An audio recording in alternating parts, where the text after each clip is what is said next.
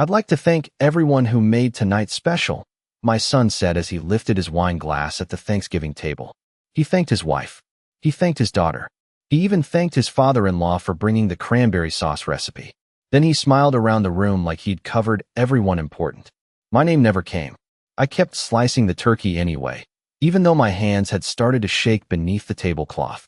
The dining room glowed with warm amber light from the chandelier Rebecca had insisted on buying last spring.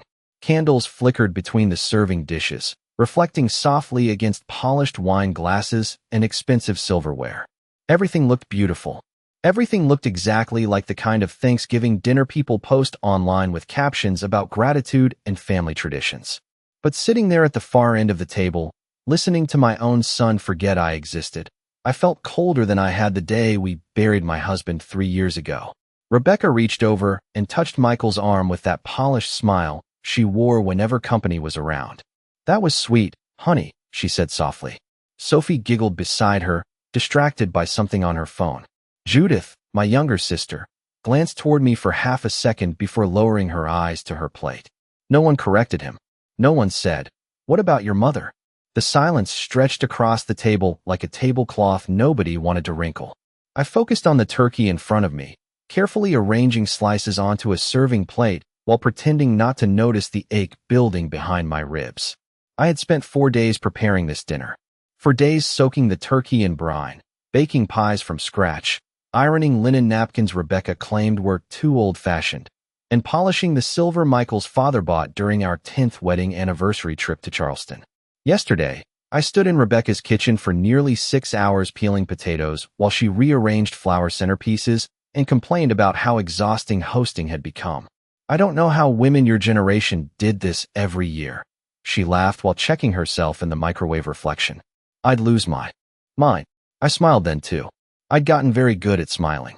Michael lifted his glass again. "And honestly," he added with a proud laugh, "this is exactly what Thanksgiving should be. Just the people who truly make life meaningful." Rebecca squeezed his hand. Sophie smiled up at her father. Across the table, Rebecca's parents nodded approvingly. I stared down at the gravy boat in front of me because suddenly looking at any of them felt impossible. Just the people who truly make life meaningful. The words settled heavily inside my chest. Michael used to call me every Sunday afternoon when he was in college. Even after he married Rebecca, he still stopped by my house twice a month for coffee. Back then he'd sit at my kitchen counter stealing cookies before dinner, talking about work and traffic and whether the Bears would ever have a decent season again. Somewhere over the years, those visits became shorter, then occasional, then holidays only. Eventually, even our conversations started sounding rehearsed, like polite exchanges between neighbors instead of family. "Evelyn, honey, are you okay?" Judith asked quietly beside me. I realized everyone had started eating while I was still holding the carving knife in my hand. "Of course," I said gently. "I was just making sure everyone had enough turkey." Rebecca finally looked toward me then, her expression perfectly pleasant. "Everything turned out wonderful," she said. "You really outdid yourself with the food." "Not thank you. Not we couldn't have done this without you. Just the food. Like I was part of the catering staff." I nodded politely and reached for my water glass. The ice had already melted. Outside the dining room windows, snow drifted softly across the dark backyard. The first snowfall of the season. Michael used to love the first snow when he was little. He'd run outside wearing boots on the wrong feet because he was too excited to wait for help. For a moment, I could almost hear his 8-year-old voice echoing through memory instead of this stranger sitting across from me raising toasts about family while pretending his mother wasn't sitting 10 feet away. Dinner continued around me in comfortable conversation. Rebecca's father told a story about golf. Sophie described a school theater project. Michael laughed loudly at something I barely heard. I sat there quietly, refilling water glasses, passing dishes, clearing plates no one noticed me touching. At one point, I caught my reflection in the dark dining room window. A silver-haired woman in a navy sweater sitting at the edge of her own family gathering like an invited guest who had overstayed her welcome. And somewhere between the pumpkin pie and the coffee service, I realized something that frightened me more than the humiliation itself. This hadn't happened suddenly. I hadn't disappeared tonight. I had been disappearing for years. The drive home took nearly 40 minutes because of the snow, though the roads were mostly empty by then. Christmas lights glowed softly on quiet suburban streets, while windshield wipers brushed away thin layers of ice that kept forming against the glass. I kept the radio off. The silence felt easier to carry than music. My hands stayed tight around the steering wheel the entire drive, partly from the cold, and partly because I could still hear Michael's voice repeating in my head. Just the people who truly make life meaningful. I pulled into my driveway a little after 10:30. The porch light I had left on earlier cast a pale yellow glow across the front steps, illuminating untouched flower pots filled with frozen soil. Harold used to complain every year that I never brought those pots inside before winter arrived. One day they are going to crack from the cold. He would laugh while carrying grocery bags into the house. He always noticed small things like that. I sat in the car for a moment longer before turning off the engine. The neighborhood looked peaceful beneath the snow. Across the street, the Henderson family still had guests gathered around their dining room table.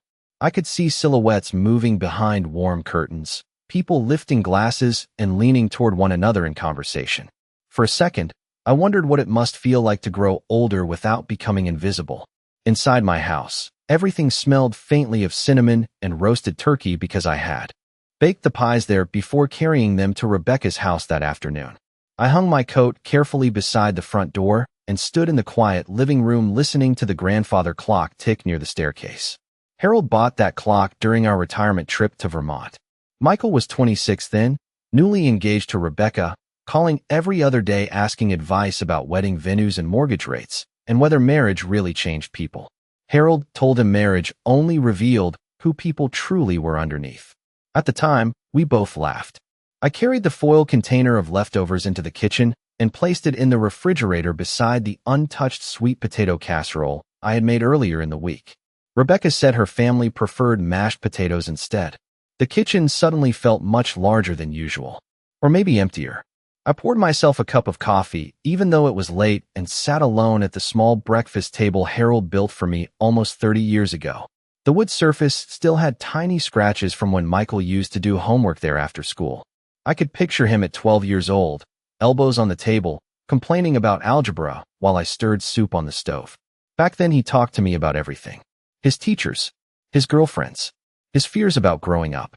Somewhere between then and now, our conversations had become weather reports. Safe, polite, forgettable. My phone buzzed against the table, pulling me from the memory. A new photo notification appeared from Sophie's social media account. I opened it automatically before I could stop myself. It was a group picture from dinner earlier that evening. Rebecca stood at the center, smiling brightly beside Michael, while Sophie leaned against her father's shoulder. Rebecca's parents stood behind them, raising wine glasses. Even Judith appeared near the edge of the frame, smiling politely toward the camera. I stared at the picture for several seconds before realizing why my chest suddenly felt tight again. I was not in it. Not partially hidden. Not blurred in the background. Completely absent. Someone had framed the photograph carefully enough to remove me entirely from the table I spent days preparing food for. Beneath the picture, Sophie had written, "Thankful for the people who make every holiday feel like home." My fingers remained still against the phone screen. Outside, snow continued falling softly against the dark kitchen window. I set the phone face down beside my coffee cup and looked around the quiet house that Harold and I built together over 40 years of marriage. For the first time, a thought settled into my mind with terrible clarity. They were not slowly drifting away from me. They were replacing me.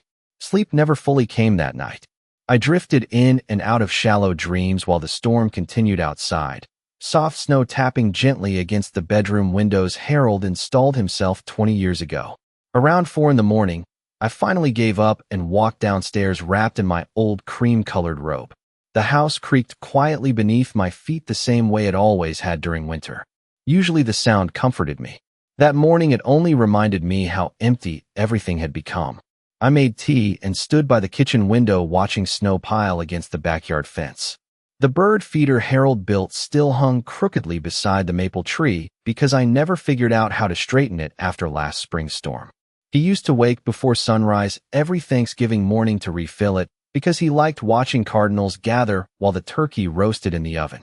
For years, Michael would sit beside him at the window, drinking hot chocolate before football started on television. They had their own little traditions. So did we all. Somewhere along the way, those traditions stopped belonging to me. Around 9 o'clock, my phone rang. Judith. I let it ring twice before answering because I already knew why she was calling. How are you holding up? She asked softly. In the background, I could hear dishes clinking in her kitchen. I am fine, I answered automatically. You should not have let him do that, she said after a pause. Judith. No, Evelyn. I watched your son thank half the county last night while you sat there serving pie like hired help. I closed my eyes briefly. Hearing someone else say it out loud made it feel more real somehow. Michael did not mean it that way, I said quietly, though even to my own ears the words sounded tired. Judith sighed. You still defend him the same way you did when he was 10 years old and broke your favorite lamp. That memory slipped into my mind immediately. Michael standing in the living room with tears in his eyes while Harold tried not to laugh because the baseball had shattered a lamp older than our marriage. Michael had hugged me afterward and promised he would replace it when he grew up and got rich. Back then, hurting me accidentally used to break his heart. People change, Judith said carefully, especially when somebody spends years whispering in their ear. Neither of us said Rebecca's name after that. We did not need to. Later that afternoon, I began putting away the Thanksgiving serving dishes I had brought home from Rebecca's house. The crystal platter still smelled faintly of rosemary and turkey drippings. As I dried each plate slowly with a kitchen towel, memories kept surfacing whether I wanted them to or not. 3 years ago, Rebecca insisted the family Christmas card should only include the immediate household. Last summer, she planned a beach vacation for Sophie's birthday and somehow forgot to mention the dates until they were already gone. Even Sophie's piano recital in September. Rebecca told me it was canceled because of water damage at the school auditorium. 2 days later, I saw photographs online of the entire family smiling beside bouquets of flowers afterward. Every incident had arrived wrapped in politeness. Tiny omissions, small exclusions, easy excuses. I had accepted all of them because admitting the truth felt unbearable. My phone buzzed again against the counter. Another social media notification. This time it was Rebecca posting photos from Thanksgiving dinner. I stared at the screen while her caption loaded beneath the images. So grateful for the family we built together. Family we built together. Not once in the 12 photographs was there any sign I had even attended dinner. Not my hands serving food. Not my coat by the doorway. Not the pecan pie recipe passed down from Harold's mother. That everyone complimented all evening. Nothing. It was as though I had never existed inside that house at all. I set the dish towel down carefully beside the sink because suddenly my fingers felt numb. Then, for the first time since Harold died, a thought entered my mind that frightened me more than loneliness ever had. Rebecca was not trying to push me away emotionally. She was trying to erase me completely. The following Monday morning, I drove to the grocery store just after sunrise because I could not stand another hour inside the house replaying Thanksgiving in my head. The roads were still lined with dirty snowbanks, and the sky hung low and gray over town like wet cotton. Inside the store, Christmas music drifted softly through the speakers while exhausted employees restocked shelves with peppermint coffee creamers and boxes of gingerbread mix. Life moved forward for everyone else. That seemed to be the hardest part.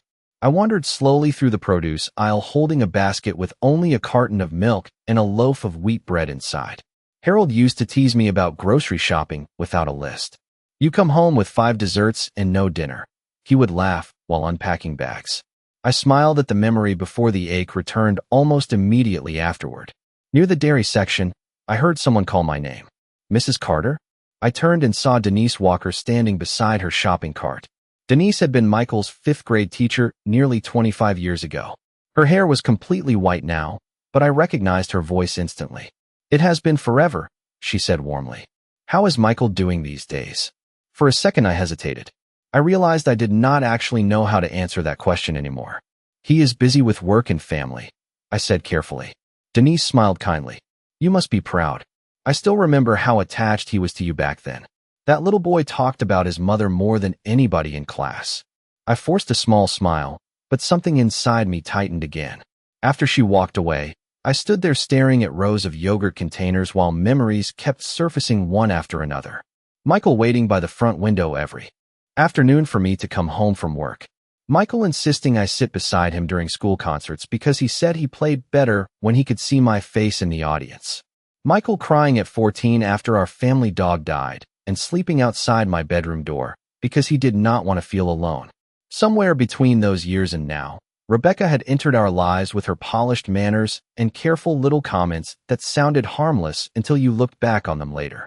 Michael worries about you driving at night. You should let younger people handle the holidays now. You deserve to rest more. Tiny sentences wrapped in concern. Tiny sentences that slowly moved me farther from the center of my own family. That afternoon, after unloading groceries, I opened the hallway closet searching for extra blankets before another storm arrived. While moving boxes around, I accidentally knocked over an old photo album that landed heavily against the hardwood floor. The pages spilled open across the rug. I sat down slowly beside it. Most of the photographs were from Michael's childhood. Birthday parties, soccer games, camping trips near Lake Geneva. In every picture, Michael stood close beside me with his arm around my waist or his hand gripping mine. Then the photographs shifted forward through time. College graduation, engagement party, wedding rehearsal dinner. That was when I noticed something unsettling. Rebecca always stood between us, sometimes subtly, sometimes almost imperceptibly. But once I saw it, I could not unsee it. At the wedding reception, she positioned herself between Michael and me while smiling directly at the camera. During Christmas mornings, she sat beside him while I stood slightly behind them near the fireplace. Even family vacations changed after she arrived. She did not remove me all at once. She moved me inch by inch until there was no place left for me at all. My eyes drifted toward one particular photograph taken 6 years earlier during Sophie's kindergarten graduation. Michael had one arm around Rebecca and the other resting lightly behind her chair. I stood near the edge of the frame holding Sophie's backpack while everyone else leaned toward the camera together. I remembered that day clearly because Rebecca asked if I could arrive early to help carry supplies and snacks. Looking at the photograph now, I understood something that made my stomach sink. Rebecca had never wanted me gone physically. That would have caused conflict Michael could notice. No, she wanted something quieter than that. She wanted me useful but unseen, present enough to help, invisible enough to forget. 3 days later, I drove downtown to meet with the bank manager about renewing a certificate of deposit Harold opened years before he passed away. Snow still clung to the sidewalks in gray frozen piles, and holiday wreaths hung from every storefront window along Main Street. I almost canceled the appointment twice that morning because the thought of dealing with paperwork felt exhausting. Harold had always handled the financial side of our marriage. Not because he believed I could not do it, but because he genuinely enjoyed numbers and investments while I preferred gardens and recipes and making our house feel warm. After he died, I forced myself to learn the basics simply because there was nobody else left to do it. The bank lobby smelled faintly of pine cleaner and coffee. A decorated Christmas tree stood near the entrance covered in silver ribbons and tiny white lights. As soon as I stepped inside, a young teller smiled politely and directed me toward one of the offices near the back. "Mrs. Carter," a familiar voice called before I reached the hallway. I turned and immediately recognized Arthur Bennett rising from behind a desk. Arthur had worked at the bank nearly as long as Harold and I had been customers there. His hair had thinned considerably over the years, but his warm expression had not changed at all. "It has been too long," he said, shaking my hand gently.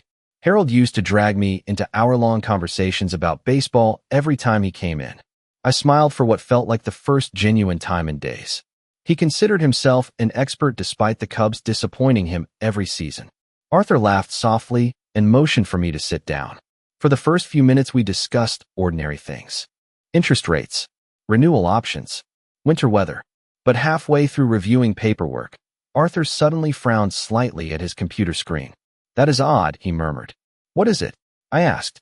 He hesitated briefly before adjusting his glasses. "Mrs. Carter, were you aware there is still an active family trust connected to Harold's estate?" I stared at him blankly. "A trust?" Arthur nodded slowly. "Yes. Harold established it about 7 years ago. Most of the assets remained private because they were structured separately from the primary estate." My fingers tightened around my purse strap beneath the desk. Harold never hid financial matters from me. At least I did not think he had. "I do not understand," I admitted quietly. Arthur clicked through several files on his screen. "The trust includes investment accounts, property shares, and a long-term dividend portfolio. According to the documents, you are the primary controller." The room suddenly felt strangely still. Outside the office window, Snow drifted lightly past passing cars while Christmas music floated faintly from the lobby speakers. Michael never mentioned any of this after Harold died, I said carefully. Arthur looked up then, confusion flickering across his face. Michael would not have authority over these accounts, Mrs. Carter. Harold was very specific about that. Something cold moved through my chest. Specific how? Arthur reached for a folder and opened it slowly. The trust remains entirely under your discretion unless you personally choose otherwise. He paused before adding gently, your husband left very detailed instructions. I swallowed hard. Harold and I were married for 42 years. I knew the sound of his footsteps in a crowded store. I knew how he folded towels and stirred coffee and hummed old Frank Sinatra songs while fixing things around the house. Yet sitting there inside that quiet office, I realized there were parts of his thinking I had never fully understood until now. Harold had seen something before I did. Arthur slid a printed summary across the desk toward me. The numbers were larger than I expected, considerably larger.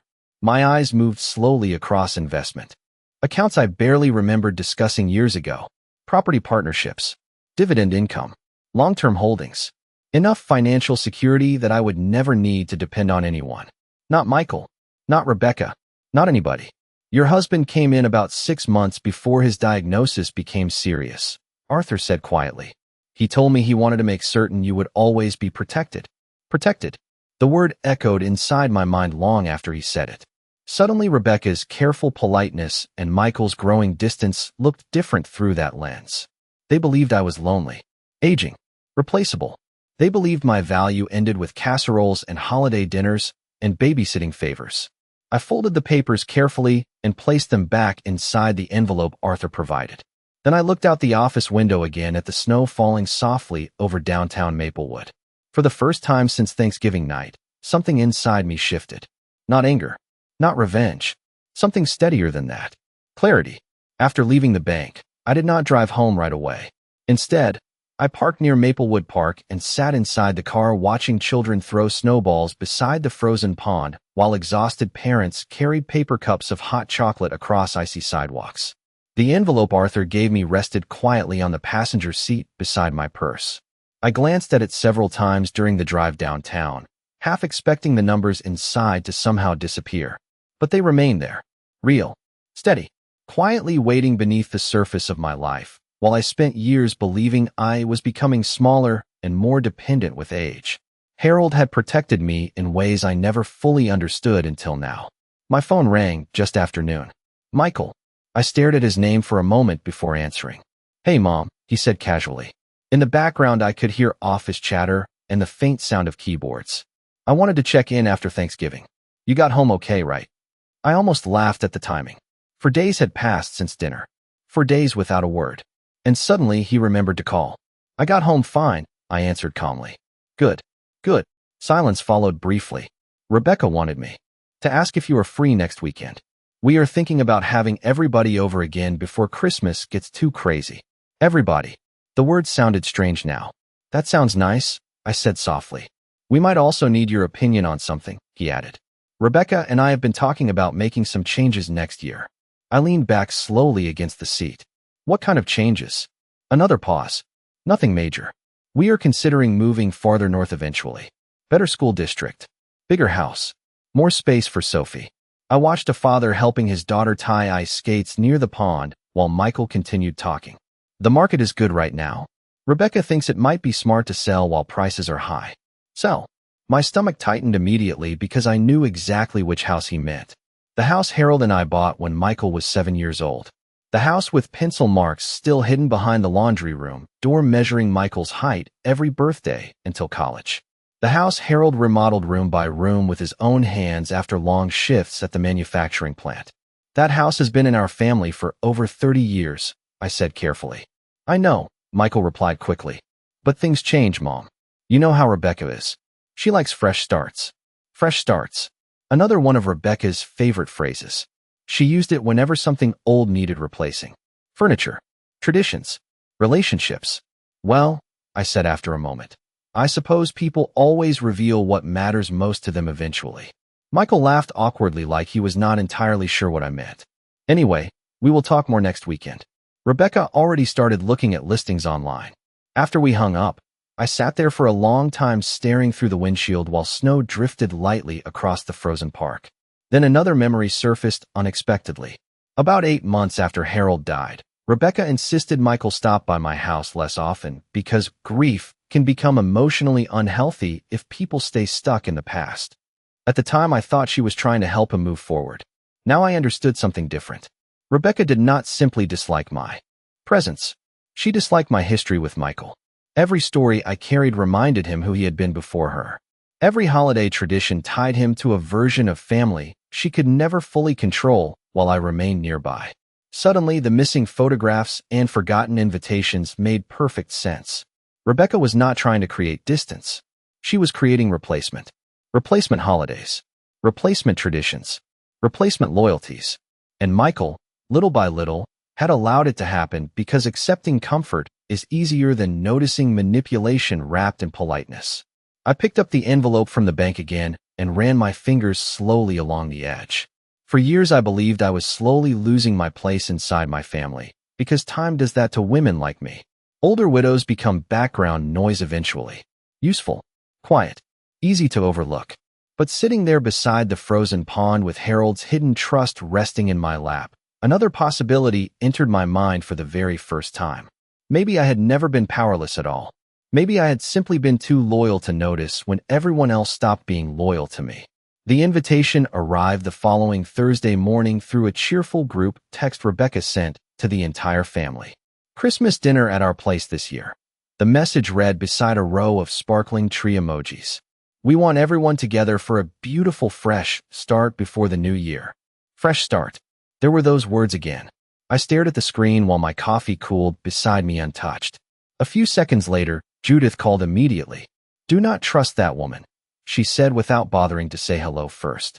I walked slowly toward the living room window, watching a delivery truck struggle through the snow outside. "I was not planning to," I answered calmly. Judith lowered her voice. "Michael called me yesterday, asking questions about Harold's old property documents. That caught my attention immediately." "What kind of questions?" "The kind people ask when they are preparing to sell something they assume already belongs to them." I said nothing for a moment. Across the street, the Henderson children were dragging sleds toward the hill near the elementary school, while their mother carried thermoses of cocoa behind them. Ordinary winter life continued moving quietly around me, while my own family shifted beneath the surface like cracked ice. "Arthur explained everything to me," I said finally. Judith exhaled sharply. "Good. Then at least somebody in this family planned ahead besides Rebecca." Later, the Christmas invitation arrived 3 days later, though invitation was not really the right word for it. Rebecca called me herself just after dinner while I was folding laundry in the living room. Her voice sounded unusually warm, almost overly careful, the way people speak when they are trying to smooth over something sharp beneath the surface. "Evelyn," she said brightly, "we were hoping you would spend Christmas Eve with us this year. Sophie really wants the whole family together." I paused with one of Harold's old flannel shirts folded across my lap. Sophie had not called me once since Thanksgiving. "That sounds lovely," I answered calmly. "Wonderful," Rebecca replied quickly. "Michael thought maybe we could also talk about some future planning while everybody is together. Nothing stressful, of course." There it was. Future planning. Another soft phrase hiding something harder underneath. I looked toward the fireplace where Harold's framed photograph rested beside the mantel clock. "I will be there," I said quietly. Rebecca sounded relieved immediately. "Perfect. Oh, and we're something festive. We are doing family pictures before dinner this year." After we hung up, I sat very still in the quiet living room while the washing machine hummed faintly down the hallway. Family pictures. For years I would have heard that sentence and felt hopeful. Included. Needed. Now it sounded almost transactional, like somebody preparing props before a performance. The following week passed slowly beneath freezing skies and endless Christmas advertisements on television. Everywhere I went, people rushed through crowded stores carrying ribbons and gift bags and artificial trees tied to car roofs. Meanwhile, I spent my afternoons reviewing the trust documents Arthur printed for me at the bank. The more carefully I read them, the clearer Harold's intentions became. He had not simply left me money. He had structured nearly everything to remain under my sole discretion for the rest of my life. The family home, investment distributions, property shares connected to a commercial development outside Milwaukee. Michael would eventually inherit portions, but only under specific conditions Harold outlined in careful legal language. One sentence especially stayed with me. No transfer or liquidation of family assets shall occur without Evelyn Carter's direct written approval. I read that sentence 4 times the first night I noticed it. Suddenly, Michael's recent phone calls sounded different in my memory. Rebecca's sudden warmth sounded different too. 2 days before Christmas Eve, Judith stopped by carrying cinnamon rolls from the bakery downtown.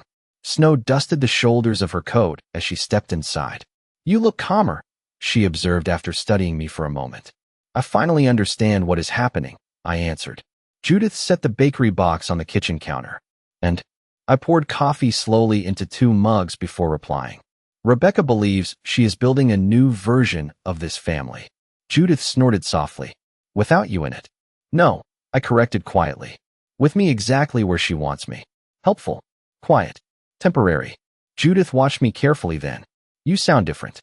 I looked down into my coffee cup. The reflection staring back at me no longer looked confused. "Hurt, yes, but not confused anymore."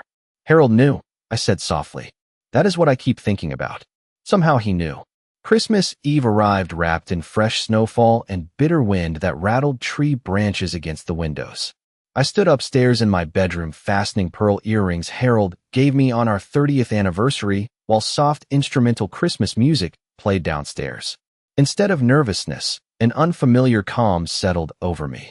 For weeks I believed I was grieving the loss of my place inside the family. But now another realization had begun taking shape quietly beneath that grief. You cannot lose a place where people have already decided you no longer belong. Downstairs, my phone buzzed with a text message from Michael. "Do not forget the paperwork folder if you still have Dad's old documents. Rebecca thinks tonight might be a good chance to organize things." I stared at the message for several long seconds before setting the phone down beside my purse. Then I picked up Harold's photograph from the dresser and held it gently in both hands. "You saw them before I did," I whispered quietly into the empty room.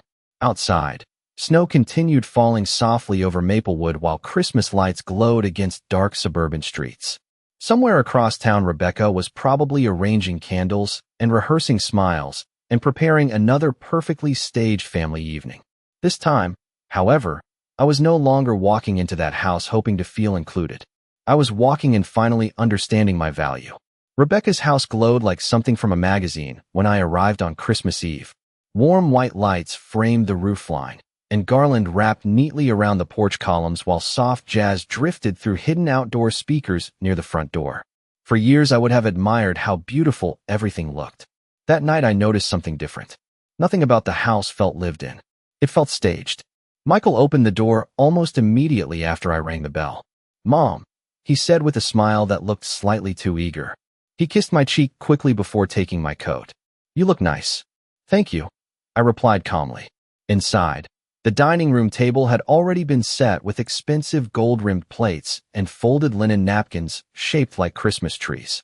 Rebecca stood near the kitchen island arranging appetizers beside a tray of wine glasses. "Evelyn," she said warmly as she walked toward me. "I am so glad you came." Her perfume filled the air before she even reached me. Behind her, Sophie sat cross-legged on the living room floor wrapping ribbon around a stack of gifts while Christmas movies played softly on television. Everything appeared perfect. That was Rebecca's specialty. Perfect surfaces. "Dinner will be ready soon," Rebecca said brightly. "But first, Michael thought maybe we could go over some paperwork while everyone is relaxed." There it was again. Relaxed. As though legal conversations about family assets belonged beside eggnog and Christmas cookies. Michael motioned toward the study near the hallway. Harold's old study. They had moved his leather chair there after Rebecca redecorated their living room last year. "Just for a few minutes," Michael said casually. I nodded once and followed him.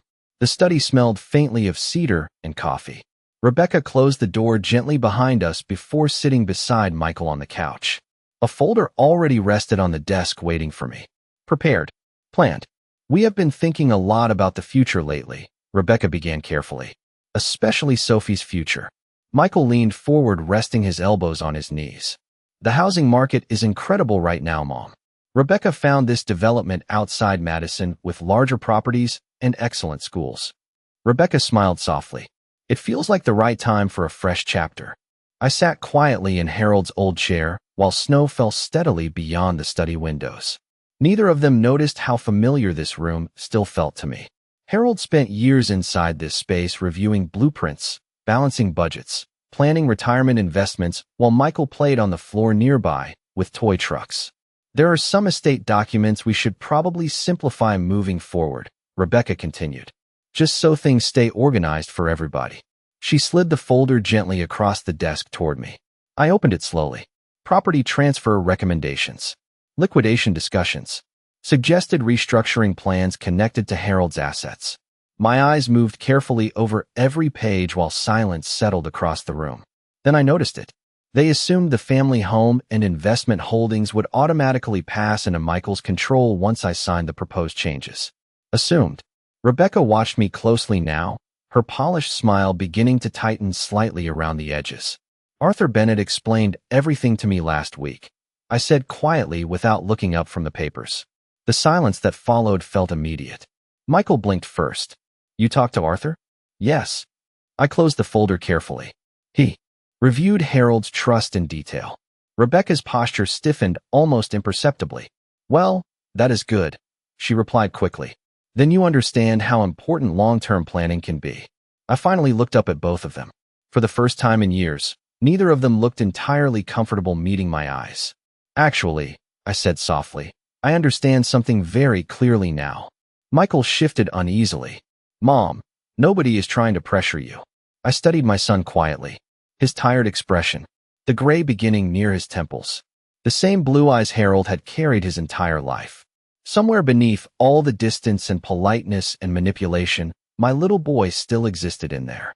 That realization hurt more than anger ever could. Your father built protections into everything, I continued calmly.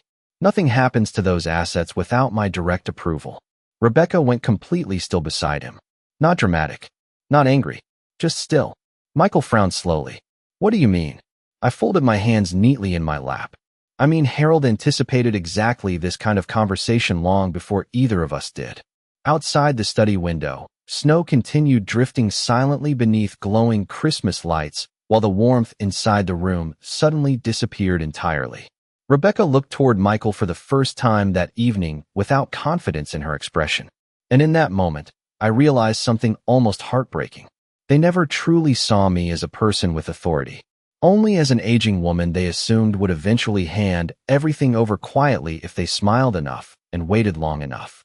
I stood up slowly from Harold's chair and placed the folder back onto the desk untouched. I think dinner is probably getting cold, I said gently. Then I walked past both of them and opened the study door myself.